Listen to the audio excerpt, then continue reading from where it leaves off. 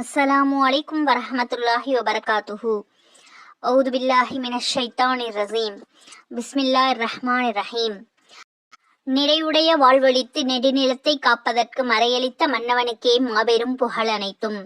அல்லாஹ்வின் பெரும் கிருபையால் நாம் பல பயான்களை பார்த்திருக்கின்றோம். தீனுடைய விஷயங்களை நிறைய கேட்டிருக்கின்றோம். இன்ஷா அல்லாஹ் அல்லாஹு தாலா நம் அனைவருக்கும் அதன்படி வாழக்கூடிய பாக்கியத்தை தந்தல் புரிவானாக. ஆமீன்.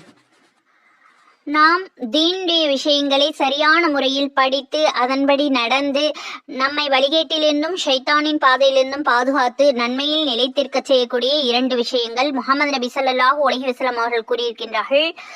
2 விஷயங்களை நான் விட்டு செல்கின்றேன், அவற்றை நீங்கள் பற்றி பிடித்துக் கொள்ளுங்கள், அப்பொழுது காலமெல்லாம் வழி தவற மாட்டீர்கள். 1 குர்ஆன், 2வது அல்லாஹுடைய தூதர் முஹம்மது நபி ஸல்லல்லாஹு அலைஹி வஸல்லம் அவர்களை பின்பற்றி வாழக்கூடிய சுன்னத்தான வழிமுறை. உமர் பின் கத்தாப் ரலியல்லாஹு அன்ஹு முஅத்தா இமாம் மாலிக் 1395வது ஹதீஸில் கூறப்பட்டுள்ளது. ஆகவே நாம் பயான்களின் மூலமும் நபி ஸல்லல்லாஹு அலைஹி வஸல்லம் அவர்களுடைய சுன்னத்துக்களை தெரிந்து கொண்டு அதன்படி வாழ்க்கையை மாற்றி நடந்து நல்லபடியாக நடக்க எல்லாம் வல்ல அல்லாஹ் நம் அனைவருக்கும் கிருபை செய்வானாக. ஆமீன். இன்ஷா அல்லாஹ் இன்றைய பயானில் ஹஜ்ஜின் சிறப்புகள் பகுதி 21வது. இதில் முஹம்மது நபி ஸல்லல்லாஹு அலைஹி வஸல்லம் அவருடைய காலத்தில் வாழ்ந்த சில சஹாபாக்களுடைய கிஸ்ஸா சம்பவங்களை பார்க்கலாம். பொறுமையோடும் கவனமாகவும் முழுமையாகவும் கேட்டு பயனடையுங்கள். மற்றவர்களுக்கும் பகிர்ந்து அல்லாஹ்விடத்தில் நற்கூலியை பெற்றுக்கொள்ளுங்கள். இதற்கு முன்புள்ள பயானுடைய பகுதியிலும் சம்பவங்கள் சிலவற்றை தந்திருக்கின்றேன். அதனுடைய தொடராக 24 அபு அப்துல்லா முஹம்மது இப்னு அபு ஜுர்ஆ ரஹ்மத்துல்லாஹி அலைஹி அவர்கள் கூறுகிறார்கள், நான் என்னுடைய தந்தையோடு அபு அப்துல்லா இப்னு கஃபீப் ரஹ்மத்துல்லாஹி அலைஹி அவர்களோடு சேர்ந்து மக்கா முக்கர்ரமா சென்றடைந்தேன். அங்கே கடும் பஞ்சம் ஏற்பட்டது. அதனால் அதிக பசி பட்டினியோடு நாங்கள் இருந்தோம். இதே நிலையில் நாம் மதினா தையிபாவில் ஆஜரானோம். ஒன்றும் சாப்பிடாமல் வெறும் வயிற்றோடு இரவை கழித்தோம். அந்த சமயம் நான் சிறுவனாக இருந்தேன். அடிக்கடி என்னுடைய தந்தையிடம் சென்று எனக்கு பசிப்பதாக முறையிட்டு கொண்டிருந்தேன். என்னுடைய தந்தை எழுந்து சென்று கபர் ஷரீஃபிற்கு அருகாமையில் நின்று, யா ரசூலுல்லாஹ் ஸல்லல்லாஹு அலைஹி வஸல்லம், இன்று நான் உங்களுடைய விருந்தாளியாக இருக்கின்றேன் என்று கூறியவர்களாக அங்கேயே முராக்கபா என்னும் தியானத்தில் அமர்ந்து விட்டார்கள். சிறிது நேரத்தில் முராக்கபாவிலிருந்து மீண்டு தனது தலையை உயர்த்தி சிறிது நேரம் அழுவதும் சிறிது நேரம் சிரிப்பதுமாக இருந்தார்கள். ஒருவர் அதற்கான காரணத்தை விசாரித்த பொழுது அவர்கள், நான் முஹம்மது நபி ஸல்லல்லாஹு அலைஹி வஸல்லம் அவர்களை தரிசித்தேன். அவர்கள் எனது கையில் சில வெள்ளிக்காசுகளை வைத்தார்கள். கையை திறந்து பார்த்த பொழுது வெள்ளிக்காசுகள் இருந்தன என்றார். அந்த காசுகளில் அல்லாஹ் தாலா எவ்வளவு பர்க்கத்தை அளித்தான் என்றால், எங்கள் ஊரான சூரஜ் திரும்பும் வரை அதிலிருந்தே செலவழித்துக் கொண்டே இருந்தோம் என்று அந்த பெரியார் கூறினார்கள். 25 சைஹ் அஹ்மத் இப்னு முஹம்மது சூஃபி ரஹ்மத்துல்லாஹி அலைஹி அவர்கள் கூறுகிறார்கள், நான் காட்டில் 13 மாதங்கள் வரை நிம்மதியற்றி சுற்றி அலைந்து கொண்டிருந்தேன். எனது உடலிலுள்ள தோலும் உரிந்து விட்டது. நான் அதே நிலையில் மதினா தையிபா சென்று ரவுலா ஷரீஃபிற்கு முன்பு ஆஜரானேன். மேலும் முஹம்மது நபி ஸல்லல்லாஹு அலைஹி வஸல்லம் அவருடைய சமூகத்திலும் 2 சஹாபாக்களுடைய சமூகத்திலும் சலாமை கூறினேன். அதற்கு பிறகு நான் தூங்கிவிட்டேன். நான் கனவில் முஹம்மது நபி ஸல்லல்லாஹு அலைஹி வஸல்லம் அவர்களை தரிசித்தேன். அன்னார் என்னை நோக்கி, அஹ்மதே, நீர் வந்துவிட்டீரா என்றார்கள். அதற்கு நான், ஆம் நாயகமே ஸல்லல்லாஹு அலைஹி வஸல்லம், நான் பசியோடு இருக்கின்றேன், நான் தங்களுடைய விருந்தாளியாக இருக்கின்றேன் என்றேன். முஹம்மது நபி ஸல்லல்லாஹு அலைஹி வஸல்லம் அவர்கள், உனது 2 கைகளையும் விரியுங்கள் என்றார்கள். நான் 2 கைகளையும் விரித்தேன். முஹம்மது நபி ஸல்லல்லாஹு அலைஹி வஸல்லம் அவர்கள் திரகங்களை கொண்டு அவைகளை நிரப்பிவிட்டார்கள். நான் கண் விழித்து பார்த்த பொழுது எனது 2 கைகளிலும் திரகங்கள் நிரம்பி இருந்தன. நான் உடனே அதிலிருந்து ரொட்டியும் ஃபாலுதாவையும் வாங்கி சாப்பிட்டுவிட்டு மறுபடியும் காட்டுக்கு சென்று விட்டேன். வஃபா. 26 தாபித் இப்னு அஹ்மத் அபுல் ஹசீம் பக்தாதி ரஹ்மத்துல்லாஹி அலைஹி அவர்கள் கூறுகிறார்கள், நான் மஸ்ஜிது நபவியில் முஅத்தின் ஒருவர் சுபஹ் தொழுகைக்காக பாங்கு கொண்டிருப்பதை கண்டேன். பாங்கில் அவர் அஸ்ஸலாத்து ஹைரும் மினன் நௌம் என்று கூறிய பொழுது ஒரு பணியை புரிபவன் அவரை கன்னத்தில் அறைந்து விட்டான். முஅத்தின் அழலானார்கள். அழுது கொண்டே, நாயகமே ஸல்லல்லாஹு அலைஹி வஸல்லம், தங்களுடைய மேலான திரு சமூகத்தில் இவ்வாறாக நான் அடிபடுகிறேன் என்று முறையிட்டார். உடனே அந்த பணியாளனுக்கு பக்கவாதம் அடித்து அவன் கீழே விழுந்து விட்டான். ஜனங்கள் அவனை வீட்டுக்கு எடுத்துச் சென்றார்கள். 3 நாட்களுக்கு பிறகு அவன் இறந்து விட்டான். வஃபா. 27 சையீத் அபு முஹம்மது அப்துசலாம் ஹுசைனி ரஹமத்துல்லாஹி அலைஹி அவர்கள் கூறுகிறார்கள், நான் மதீனாவில் இருந்தேன். 3 நாட்கள் வரை ஒன்றும் சாப்பிடும் சந்தர்ப்பம் ஏற்படவில்லை. நான் மிம்பருக்கு அருகாமையில் சென்று 2 ரக்காத்துக்கள் தொழுதேன். அதற்கு பிறகு நான், என் பாட்டனாரே, எனக்கு பசிக்கிறது, என் மனம் தரீத் என்ற உணவை சாப்பிட நாடுகிறது என்று கூறிவிட்டு படுத்து உறங்கிவிட்டேன். சிறிது நேரம் கழிந்திருக்கும். ஒரு மனிதர் அங்கு வந்து என்னை எழுப்பினார். ஒரு மரப்பாத்திரத்தில் தரீத் இருந்தது. அதில் மிகைப்பாக நெய்யும் கரியும் வாசனை பொருட்களும் இருந்தன. அதை கொண்டு வந்து எனக்கு கொடுத்தார். இது எங்கிருந்து வந்தது என்று நான் விசாரித்தேன். அதற்கு அவர், எனது குழந்தைகள் 3 நாட்களாக தரீத் உணவு வேண்டும் என்று கேட்டுக்கொண்டிருந்தார்கள். இன்று எனக்கு என் விதிப்படி கிடைக்க வேண்டியது கிடைத்ததும் நான் இதனை சமைத்தேன். பிறகு தூங்கிவிட்டேன். கனவில் முஹம்மது நபி ஸல்லல்லாஹு அலைஹி வஸல்லம் அவர்களை கண்டேன். அன்னார் என்னை நோக்கி, உனது சகோதரர் ஒருவர் இதனுடைய விருப்பத்தை என்னிடம் தெரிவித்தார். இதிலிருந்து அவருக்கு சாப்பிட கொடுப்பீராக என்று எழுதினார்கள். வஃபா. சுப்ஹானல்லாஹ். 28. சைஹ் அப்துசலாம் இப்னு அபு ஹாசிம் சக்லி ரஹமத்துல்லாஹி அலைஹி அவர்கள் கூறுகிறார்கள், என்னிடம் ஒரு மனிதர் கூறியதாவது, நான் மதீனா தையிபாவில் இருந்தேன். என்னிடம் எந்த பொருளும் இருக்கவில்லை. அதன் காரணமாக நான் மிக பலகீனமாகிவிட்டேன். நான் புனிதம் நிறைந்த அறைக்கு முன்பாக ஆஜராகி முன்னோர் பின்னோர் அனைவருடைய தலைவரே, நான் மிஸ்ர நாட்டவன். 5 மாதங்களாக தங்களுடைய திரு சமூகத்தில் இருந்து வருகிறேன். அல்லாஹ்விடம் வேண்டுகிறேன், மேலும் தங்களிடம் முறையிடுகிறேன். என்னுடைய உணவு தேவையை கவனிக்கும் ஒரு மனிதரை நியமித்து விடுவீராக, அல்லது நான் நாடு திரும்ப வசதி செய்யக்கூடிய ஒருவரை ஏற்பாடு செய்வீராக என்று துவா செய்தேன். இன்னும் பல துவாக்களை கேட்ட பிறகு நான் மெம்பருக்கு அருகில் சென்று அமர்ந்து கொண்டேன். திடீரென்று ஒரு மனிதர் புனித அறைக்கு பக்கத்தில் ஆஜராவதை கண்டேன். அவர் அங்கு நின்று ஏதோ கூறிக்கொண்டிருந்தார். இடையிடையே அவர், எனது பாட்டனாரே என்று கூறுவதை கேட்டேன். பிறகு அவர் என்னிடம் வந்து எனது கையை பிடித்து எழுந்திரியுங்கள். நான் எழுந்து அவரோடு சென்றேன். அவர் பாபே ஜிப்ராயில் என்னும் வாயில் வழியாக வெளியேறி பக்கியை கடந்து ஒரு கூடாரத்திற்கு என்னை அழைத்துச் சென்றார். அந்த கூடாரத்தில் ஒரு அடிமை பெண்ணும் ஒரு அடிமையும் இருந்தார்கள். அவர்களை நோக்கி, எழுந்திரியுங்கள், நமது விருந்தினருக்காக உணவு சமைக்கவும் என்று உத்தரவிட்டார். அடிமை விறகுகளை ஒன்று சேர்த்து நெருப்பு மூட்டினார். அடிமை பெண் மாவை பிசைந்து ருசியான ரொட்டியை தயாரித்தாள். அதற்கிடையில் அவர் என்னோடு பேசிக் கொண்டிருந்தார். உணவு தயாரானவுடன் அடிமை பெண் ரொட்டியை கொண்டு வந்து 2 துண்டாக்கி அதை 2 இடங்களில் வைத்தாள்.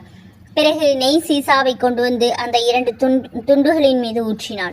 அதற்கு பிறகு பெரிய இன்னும் மிக உயர்ந்த ரகமான சிஹானி பேத்தம்பழங்களை அந்த அளவில் கொண்டு வந்து வைத்தாள். அதிக அளவில் கொண்டு வந்து வைத்தாள். அதற்கு பிறகு அவர் சாப்பிடும்படி கூறினார். நான் சாப்பிட்டேன். மேலும் சாப்பிடும்படி கூறினார். நான் மேலும் சாப்பிட்டேன். அவர் இன்னும் சாப்பிடும்படி கூறினார். நான் மேலும் சாப்பிட்டேன். அவர் இன்னும் சாப்பிட சொன்னார்.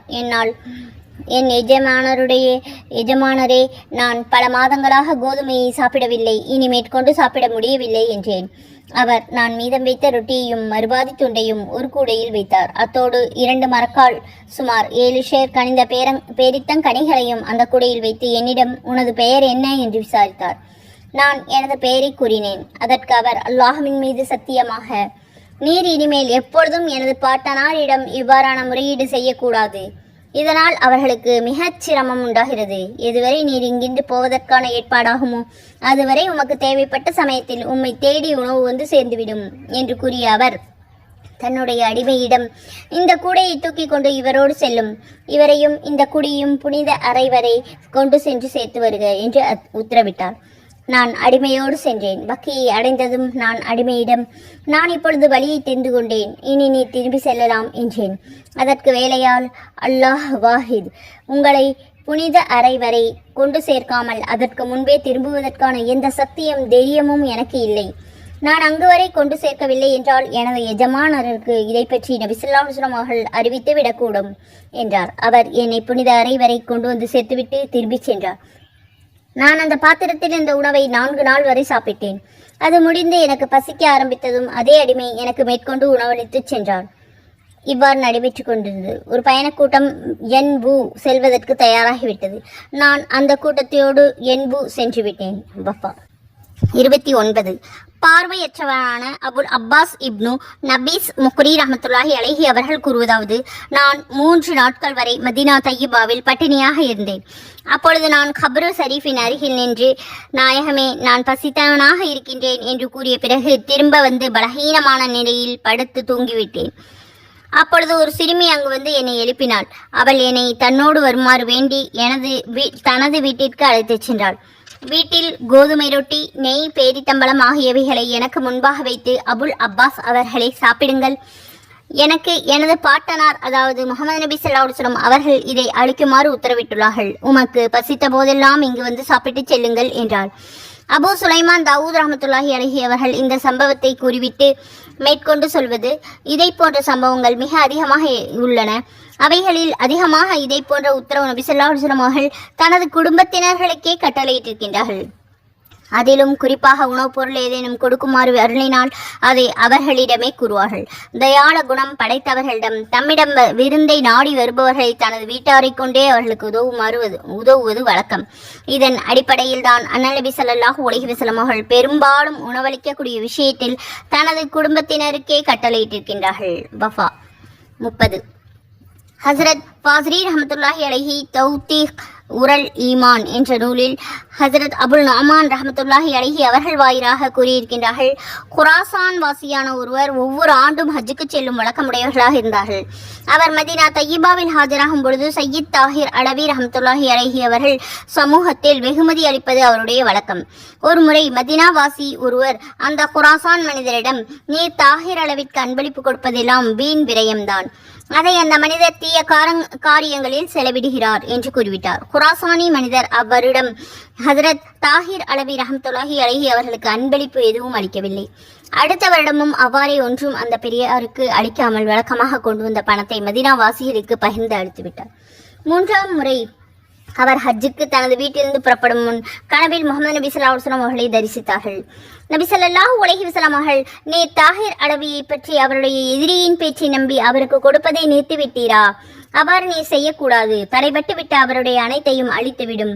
மேற்கொண்டு உம்மால் முடிந்தவரை அதனை விடாது கொடுத்து வருவீராக என்று எச்சரிக்கை செய்தார்கள். திகில் அடைந்தவாறு தூக்கத்திலிருந்து அந்த குராசானியார் விழித்தார். தனியாக அந்த பெரியாருடைய பெயரில் 600 பொற்காசுகளுடைய பையை தன்னோடு எடுத்து வைத்துக் கொண்டார்.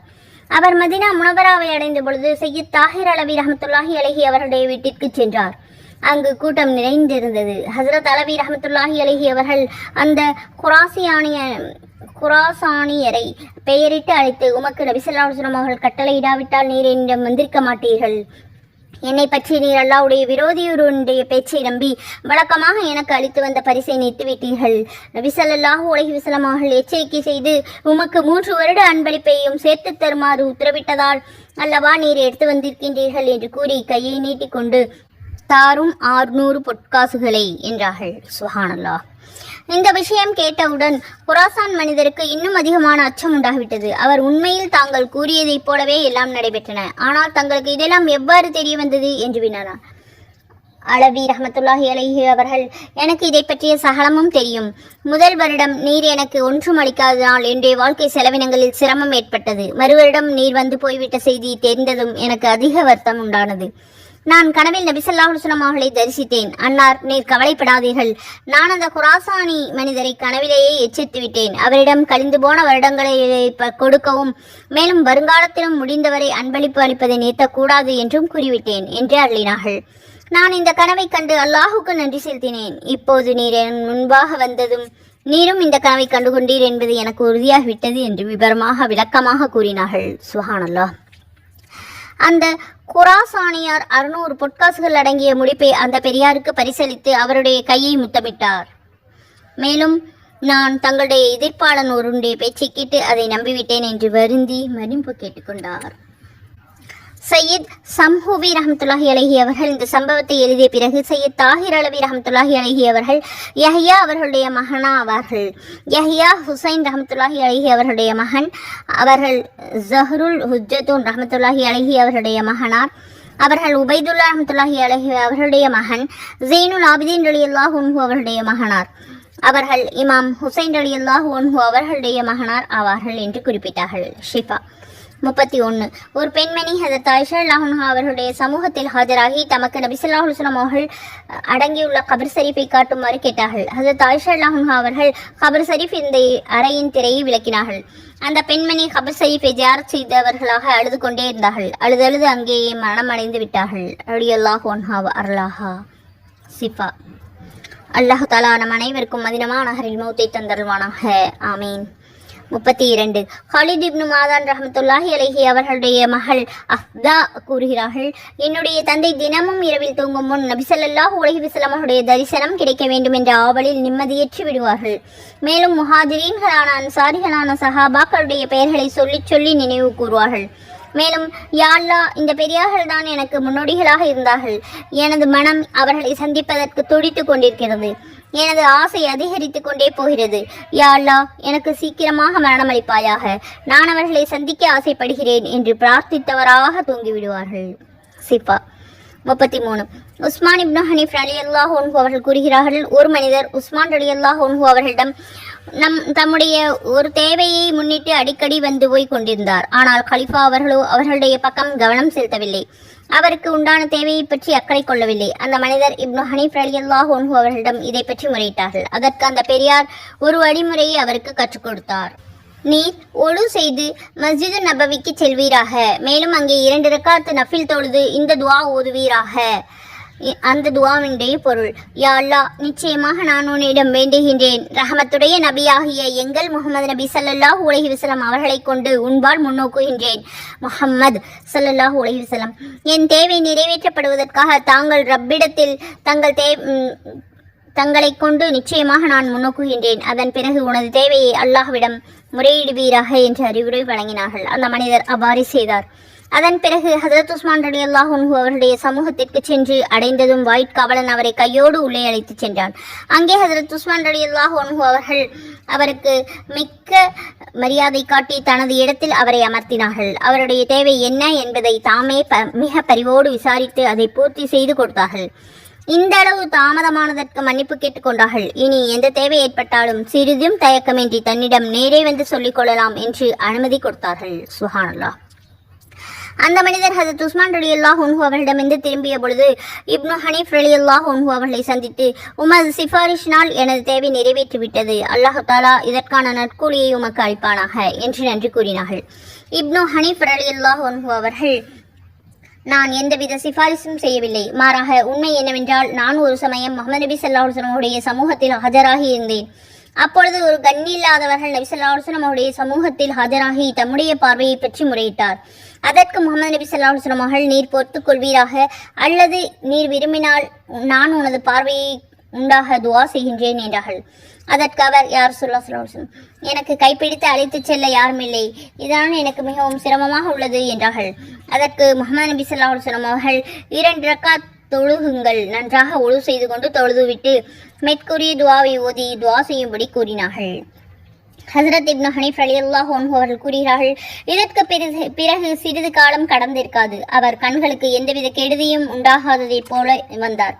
அல்லாமா சுப்தி ரஹ்மத்துல்லாஹி அலைஹி அவர்கள் கூறுகிறார்கள், இந்த சம்பவத்தில் நபி ஸல்லல்லாஹு அலைஹி வஸல்லம் அவர்களுடைய திரு சமூகத்தில் இருந்த இப்னு ஹனீஃப் ரலியல்லாஹு அன்ஹு அவர்களுடைய விளக்கத்தை ஆதாரமாக கொள்ளப்பட்டது. அதாவது, இந்த சம்பவத்தை அந்த குருடர் ஒருவருக்கு மட்டும் கூறப்பட்டது என்று கருதவில்லை. மாறாக இது எல்லா மனிதர்களுக்கும் அந்த துவாவினால் நட்பலன் கிடைக்கும் என அவர்கள் கருதினார்கள். இந்த சம்பவம் ஜியாரத்தின் ஒழுக்கங்கள் 32வது பக்கத்திலும் கூறப்பட்டுள்ளது. 34. ஹஜ்ரத் அப்துல்லா இப்னு முபாரக் ரஹ்மத்துல்லாஹி அலைஹி அவர்கள் இமாம் அபு ஹனீஃபா ரஹ்மத்துல்லாஹி அலைஹி அவர்கள் கூற கேட்டதாக அறிவிக்கின்றார்கள். ஹஜ்ரத் அபு அய்யூப் சக்தியானி ரஹ்மத்துல்லாஹி அலைஹி அவர்கள் மதீனா தய்யிபாவில் ஹாஜரான பொழுது நானும் அப்பொழுது மதீனா முனவராவில் ஹாஜராகி இருந்தேன். அந்த பெரியார் எவ்வாறு கபர் ஷரீஃபை ஜியாரத் செய்கிறார் என்பதை கவனிக்க வேண்டும் என்று நான் எண்ணினேன். நான் சென்று பார்த்தபொழுது அந்த பெரியார் கபர் ஷரீஃபிற்கு முன் கிப்லாவின் பக்கமாக முதுகும், ரவுடா ஷரீஃபின் பக்கம் முகம் நோக்கியும் நின்றார்கள். பிறகு அழுது கொண்டே இருந்தார்கள். வஃபா.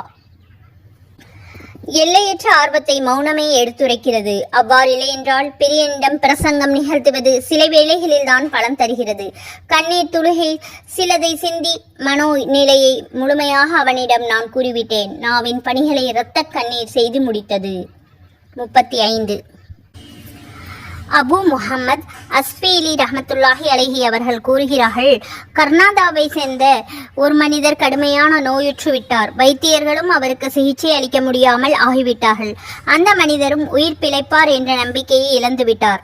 அப்பொழுது மந்திரி அபு அப்துல்லா முஹம்மது இப்னு அபிலால் அவர்கள் ஒரு கடிதத்தை அண்ணல் நபி ஸல்லல்லாஹு அலைஹி வஸல்லம் அவர்களுடைய திரு சமூகத்திற்கு எழுதினார்கள்.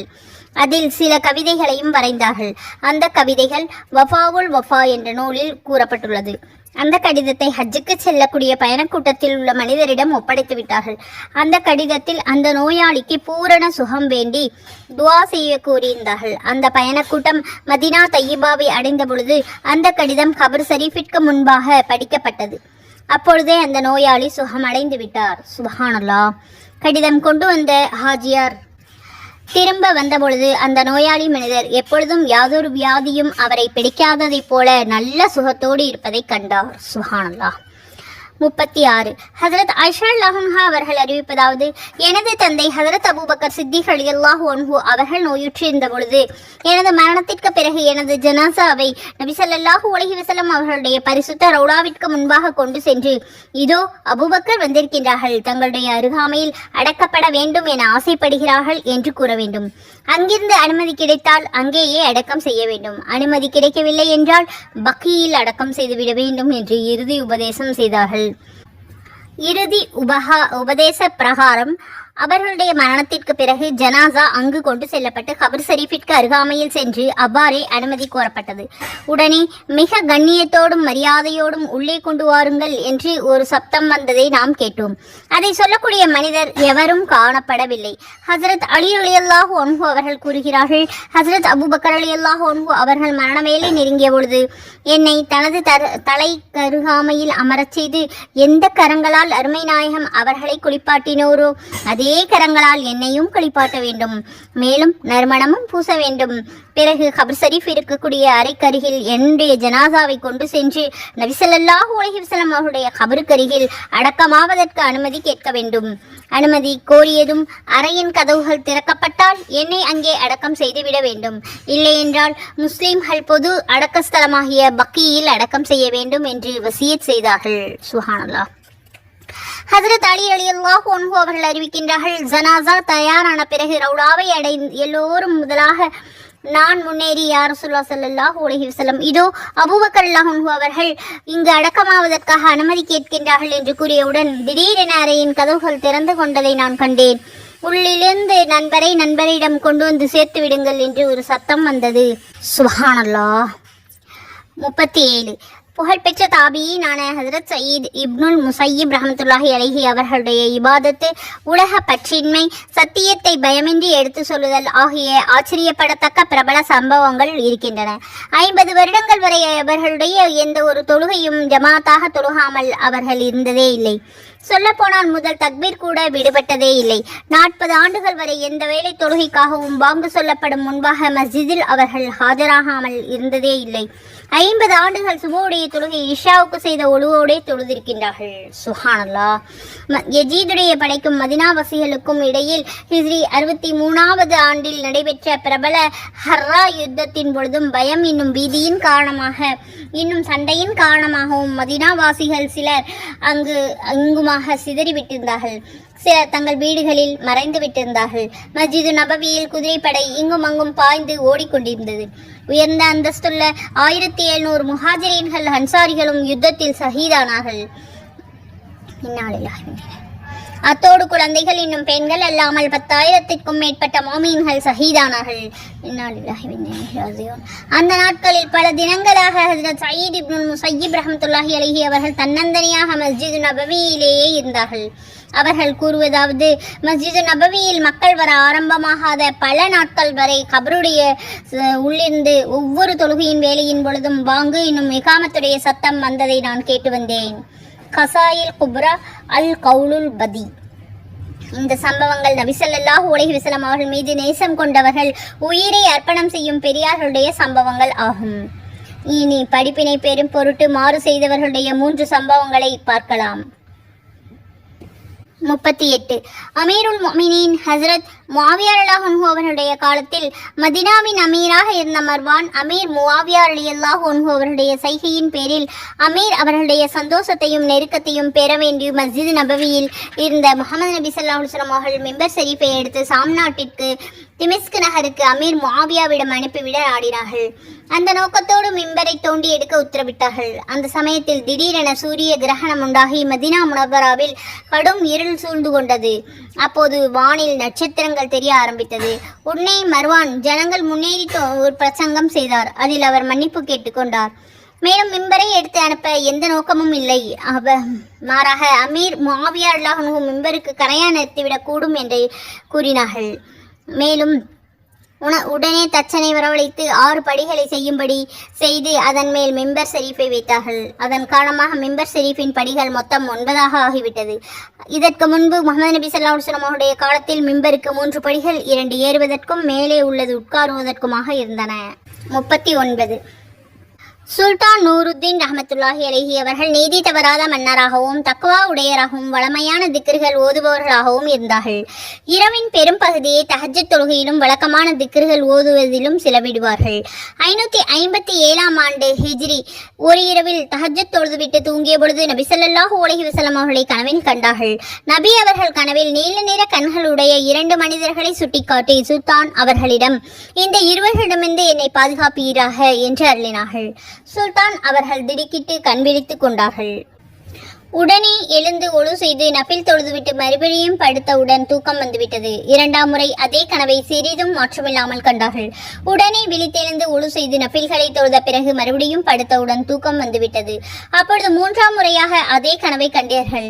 திடுக்கிட்டு விழித்தெழுந்து இனி உறங்குவதற்கான வாய்ப்பே இல்லை என்று கூறியவர்களாக அப்பொழுது அந்த இரவிலேயே நல்லடியாரும் மந்திரியுமான ஜமாலுத்தீன் என்பவரை, வேறு விதமாகவும் மந்திரியின் பெயர் கூறப்பட்டுள்ளது, வரவழைத்து சகல விஷயங்களையும் அவரிடம் கூறினார்கள். அதற்கு மந்திரி, இப்பொழுது தாமதிக்க எந்த காரணமும் இல்லை, உடனே மதீனா முனவரா புறப்பட வேண்டியதுதான். மேலும் இந்த கனவை பற்றி யாரிடமும் கூற வேண்டாம் என்றார்கள். அரசர் இரவோடு இரவாக தயாரிப்புகள் செய்து மந்திரியையும் தம்முடைய வேலையாட்கள் குறிப்பிட்ட 20 பேர்களையும் உடனே அழைத்து கொண்டு வேகமாக செல்லக்கூடிய ஒட்டகங்களில் பல சாமான்களையும் அதிகமான செல்வங்களையும் ஏற்றிக்கொண்டு புறப்பட்டு விட்டார்கள். இரவு பகலாக பிரயாணம் செய்து 16ஆம் நாள் மிஸ்ரிலிருந்து மதீனா வந்து சேர்ந்தார்கள். மதீனா தையிபாவின் வெளியில் குளித்து மிக கண்ணியத்தோடும் மரியாதையோடும் மஸ்ஜிது நபவிக்கு சென்றார்கள். ரவுலத்துல் ஜன்னத்தில் 2 ரக்காத்துக்கள் நஃபில் தொழுதுவிட்டு மிக கவலையோடு அங்கே அமர்ந்து கொண்டு மேலே என்ன செய்ய வேண்டும் என்று ஆழ்ந்து சிந்தித்துக் கொண்டிருந்தார்கள். மந்திரியானவர் அரசர் ஜியாரத்திற்காக வந்திருக்கின்றார்கள், மேலும் மதீனா வாசிகளுக்கு பரிசுகளையும் பொருட்களையும் பங்கிட்டு தருவார்கள் என்று அறிவிப்பு செய்தார். மேலும் மாபெரும் விருந்தொன்றை ஏற்பாடு செய்தார். அதில் மதீனா வாசிகள் அனைவரும் அழைப்பு கொடுத்தார்கள். அரசர் அவர்கள் விருந்திற்கு வந்தவர்களை பரிசுக்கு அழைக்கும் பொழுது கூர்மையாக மக்களை கவனித்துக் கொண்டே இருந்தார்கள். எல்லா மதீனாவாசிகளும் ஒருவர் பின் ஒருவராக வந்து பரிசுகளை பெற்று சென்று விட்டார்கள். ஆனால் கனவில் காணப்பட்ட அந்த 2 மனிதர்கள் மட்டும் காணப்படவில்லை. அரசர் அவர்கள், இன்னும் யாராவது விட்டுபட்டு விட்டால் அவர்களையும் அழைத்து வாருங்கள் என்று கூறினார். அவ்வாறு ஒருவரும் இல்லை என்று தெரிய வந்தது. அரசர் அவர்கள் திரும்ப திரும்ப அதனையே கூறிக்கொண்டிருந்த பொழுது ஜனங்கள், பயபக்தி பேணுதலும் உடைய 2 மொராக்கோ நாட்டு பெரியார்கள் இருக்கின்றார்கள், அவர்கள் எவரிடம் எதையும் பெறுவதில்லை, மாறாக அவர்களே ஏராளமான பொருளை மதீனாவாசிகளுக்கு தானம் அளிக்கின்றார்கள், அவர்கள் தனிமையில் வாழ்கின்றார்கள், இன்னும் உலக பற்றி இல்லாதவர்கள் என்று கூறினார்கள். உடனே அரசர் அந்த 2வரையும் வரவழைத்தார்கள். அவர்களை கண்டதும் கனவில் காட்டப்பட்டவர்கள் இவர்கள்தான் என்பதை உடனே விளங்கிக் கொண்டார்கள். அரசர் அவர்களிடம், நீங்கள் யார் என்று விசாரித்தார்கள். அதற்கு, நாங்கள் மொரோக்கோ நாட்டை சேர்ந்தவர்கள், ஹஜ்ஜுக்காக வந்தோம், ஹஜ்ஜை முடித்துக்கொண்டு ஜியாரத்திற்காக இங்கே வந்தோம். இங்கு வந்த பிறகு நபி ஸல்லல்லாஹு அலைஹி வஸல்லம் அவருடைய அருகாமையில் இருக்க வேண்டும் என்ற ஆசை உண்டானது, ஆகவே இங்கேயே தங்கிவிட்டோம் என்று அவர்கள் பதில் கூறினார்கள். அரசர், உண்மையை கூறிவிடுங்கள் என்று மிக கண்டிப்போடு கேட்டார். அந்த 2வரோ முன்பு கூறியதின் மீது பிடிவாதமாக இருந்தார்கள். அரசர் அவர்களுடைய தங்குமிடம் எது என்று விசாரித்தார்கள்.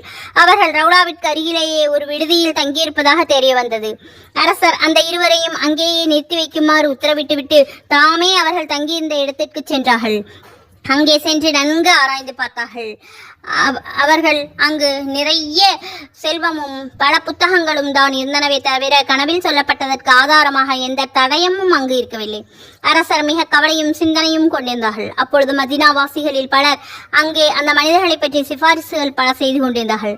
அதாவது, அந்த பெரியார்கள் பகலில் நோன்பு நோட்கின்றார்கள், ஒவ்வொரு தொழுகைகளையும் ரவுலத்துல் ஜன்னாவில் தொழுகின்றார்கள், தினமும் பக்கிக்கு சென்று தியாரத் செய்கின்றார்கள். ஒவ்வொரு சனிக்கிழமையும் குஃபா மஸ்ஜிதிற்கு சென்று வருகிறார்கள். யாசிப்பவர்கள் எவரையும் நிராகரிப்பதில்லை. இந்த ஆண்டு இங்கு பஞ்சமாக இருந்தபொழுது மதீனாவாசிகளுடைய சுக துக்கங்களில் பங்கு கொண்டார்கள் என்றெல்லாம் ஜனங்களை அவர்களை பற்றி கூறிய பொழுது சிபாரிசு செய்து கொண்டிருந்தார்கள். இவைகளை கேட்டு அரசரும் மிகவும் ஆச்சரியப்பட்டவராக இங்கும் அங்கும் கவலையோடு உலாவிக் கொண்டிருந்தார்கள். திடீரென அவர்களுக்கு ஒரு சிந்தனை பிறந்தது. அங்கு ஒரு பாயின் மீது அந்த இருவருடைய முசல்லா விரிக்கப்பட்டிருந்தது. அதை எடுத்தார். அதன் அடியில் ஒரு கல் போடப்பட்டிருந்தது. அந்த கல்லை அகற்றி பார்த்த பொழுது அங்கு ஒரு ஆழமான சுரங்கம் வெட்டப்பட்டிருந்தது. அது நீண்ட தூரம் கபர் ஷரீஃபின் அருகாமை வரை சென்று விட்டிருந்தது. இதை கண்ட மக்கள் ஆச்சரியப்பட்டு போய்விட்டார்கள். அரசருக்கு கடும் கோபம் உண்டாகி உண்மையை கூறும்படி அந்த இருவரையும் நெய்ய புடைக்கலானார்கள். அந்த இருவரும் உண்மையை கூறிவிட்டார்கள். அவர்கள் இருவரும் முஸ்லிம்கள் அல்ல, கிறிஸ்தவர்கள் ஆவார்கள். கிறிஸ்தவ அரசர்கள் அவர்களுக்கு நிறைய பணத்தை கொடுத்து இன்னும் அதிகமான செல்வத்தை கொண்டும் கொடுப்பதாக ஆசை காட்டி அனுப்பியிருந்தார்கள். அந்த இருவரும் ஹாஜிகளுடைய கோலத்தில் வந்து பரிசுத்த கபர் ஷரீஃபிலிருந்து முகமது நபி ஸல்லல்லாஹு அலைஹி வஸல்லம் அவர்களுடைய புனித உடலை எடுத்துச் செல்ல இங்கே வந்திருந்தார்கள்.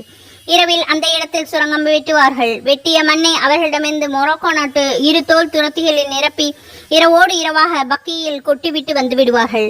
முதலாவதாக அரசர் அவர்கள் அல்லாஹும் அவனது தூதர் பெருமானார் ஸல்லல்லாஹு அலைஹி வஸல்லம் அவர்களும் இந்த சேவைக்காக தம்மை தேர்ந்தெடுத்துக் கொண்டதற்காக நன்றி செலுத்தி மிகவும் அழுதார்கள்.